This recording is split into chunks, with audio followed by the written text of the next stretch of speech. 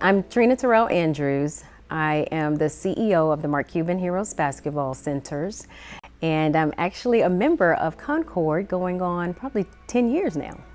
I have the amazing job of working with young people as young as 5 years old to the pro level, but also a lot of amazing families and senior citizens that reside here in North Texas, and a lot of families that are abroad, and some families that live in neighboring cities, if you will. And so I've been here for 12 years in this role.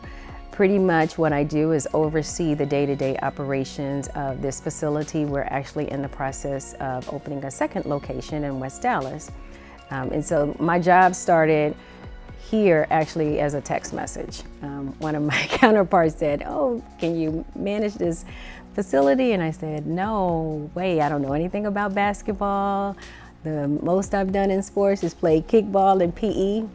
But when I got here, I saw a lot of the young men and young ladies needed more support off the court, as pretty much just to complement what they were doing on the court.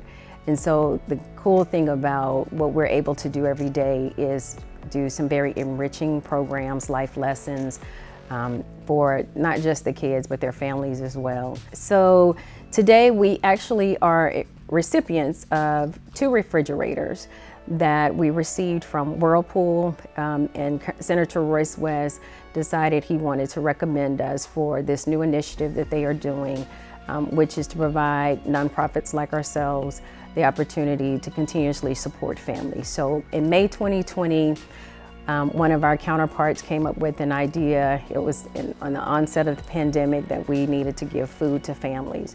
And so I said, sure. We had 1 week to try to figure out how we were going to provide 500 boxed meals to families. It was one of those situations where food was scarce. We had to really reach out to some resources. And so we also partnered with Mark Cuban's foundation as well as Dirk Nowinski's foundation, and decided, let's just do our own drive-through experience here and see how it goes. And so then we said, well, we're not pros at this, so let's go and start working with North Texas Food Bank and other entities.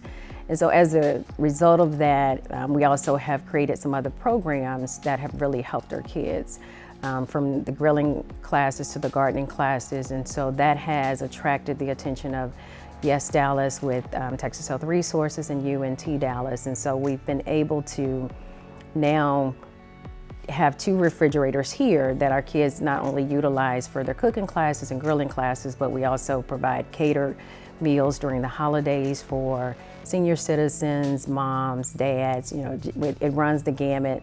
And then we also today are going to give 5 refrigerators away to some of our families that really need it. And then North Texas Food Bank has added $200 gift cards for all of them to go and buy groceries. Then we're also going to be distributing 200 meals to families here in the neighborhood. So we'll drop some food off and surprise some teachers, since it's Teacher Appreciation Week. And then we'll see what else we'll be able to do throughout the duration of the day, because we always have people that come up and say, I need food, or how can we support them? So we'll stay here until we can definitely assist everybody. My favorite scripture is Proverbs 3:5. Trust in the Lord with all your heart and lean not to your own understanding. And it's been one of the many scriptures that has really helped me be anchored here, especially in the work that I do. Not just here, but we travel quite a bit with also what we're doing. And so sometimes you don't understand why God takes you through different scenarios or situations, or why you meet people for seasons, reasons, or a lifetime.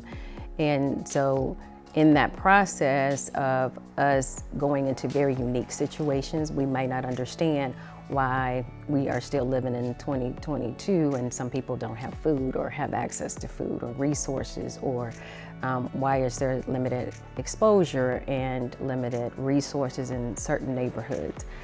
It's interesting, Pastor Carter's sermon, Listening to God, my mother and I were talking about it, and actually I was also listening to another pastor at Amy Dockery at Covenant Church, and she was also talking about listening to God. And so it's interesting how God confirms things for you. And so with us going into this new journey of opening a second location, we've really had to listen to the heartbeat of the community, the heartbeat of the stakeholders, the people we're going to serve. Because every situation we go in, of course, is going to be different and unique in itself. And then just working with an amazing group of families and young people on a continuous basis. So it's been really enlightening, really a game-changing experience for me personally.